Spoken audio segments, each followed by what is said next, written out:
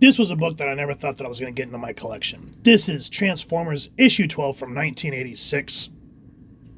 And what's great about this issue particularly is everything that's been kind of accumulating since I think around issue 6 or 7 is finally coming to an head.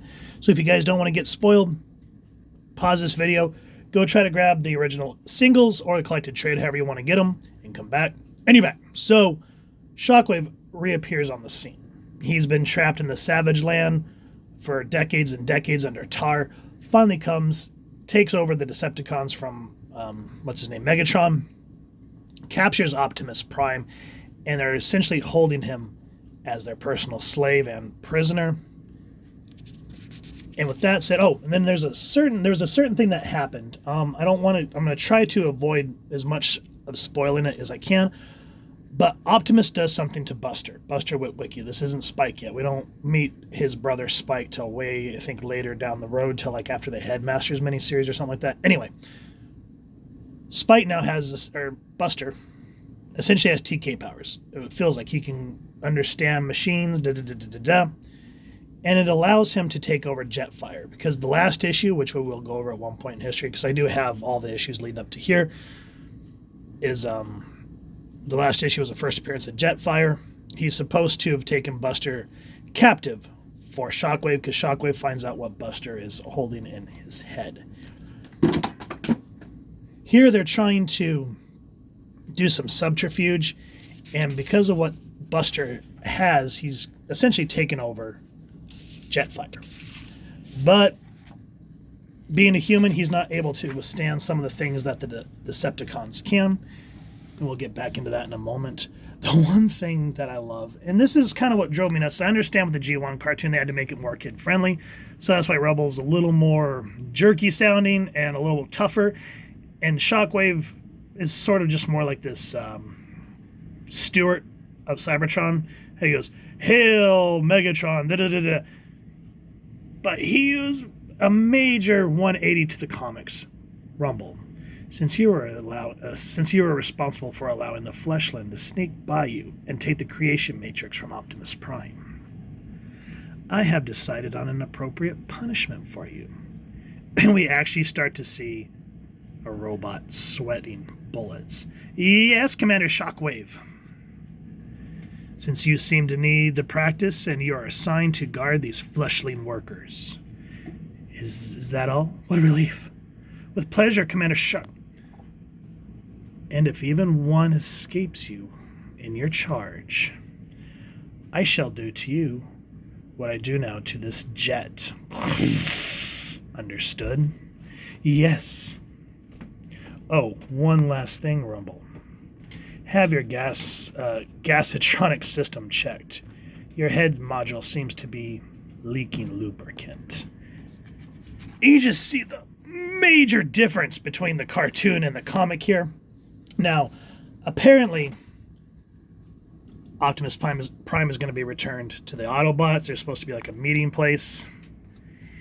And yeah, that's kind of the crux of the story here. I don't want to give too much away, but look at this. I love this panel where Jetfire is giving over Buster to Shockwave.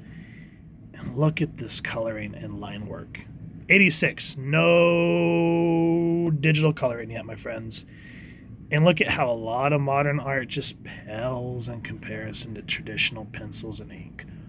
My goodness, that is gorgeous. Now, with all that said, we think Optimus Prime is returned.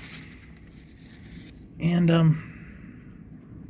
something happens, quite brutally, to a lot of characters that we care about. I don't want to give that away. But nonetheless, we finally start to see people rising up against the Decepticons. We see Prowl trying to handle as many Decepticons attacking him as well. And one thing that I miss about old comics compared to new ones is when you want to kind of show depth. Of course, you show the foreground closer, background further. But when they wanted to lead your eye, you see the back of Prowl here standing, damaged. And then all the Decepticons here. Just one color. yellow background. You don't need a whole lot of detail here. Just like with film and photography, you want to lead the reader's eye. That is great storytelling. I'm purposely ignoring the dialogue because I don't want to spoil this. This was a great read, guys. Highly recommend it. We finally see Optimus Prime go head-to-head with Soundwave and Shockwave. And I love the way that they transform here. Like the modern ones, I kind of like how they look like they're falling apart when they're transforming, and the newer Skybound stuff. But the way that Shockwave here transforms into his gun mode, that Kirby-esque kind of crackle action lines, just nothing beats it. And the action that happens here, absolutely beautiful. I mean, look at that. Look at the line work. Look at the colors, the way it still pops after all these years. Nothing holds a candle to traditional comic books, guys. And this book is no exception. I really do feel like the Marvel Transformers run is definitely slept on, and I can't recommend it enough. When I first started getting into it, I was like, I don't know how I feel about that. But after I kind of read some previews, yeah, I had to have them. And I was more than excited to finally get that #1 from Bill Sienkiewicz. That was exciting. So once I got one, I had to get them all. So now that I'm at 12, I got to finish getting to 20. And as I get them, I will continue to go over them. I'll eventually crack open that #1 unless I can find a reprint, because I really don't want to open that one.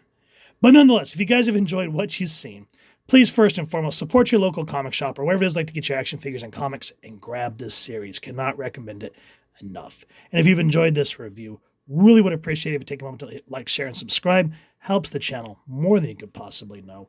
And if you don't mind hitting that fancy little Energon bell next, subscribe. That way, as I continue to upload content, you guys get notified. Come to the channel, and I love talking with y'all and hearing your thoughts and feedback down in the comments below, or the socials, which I'll make sure to leave the links down in the description.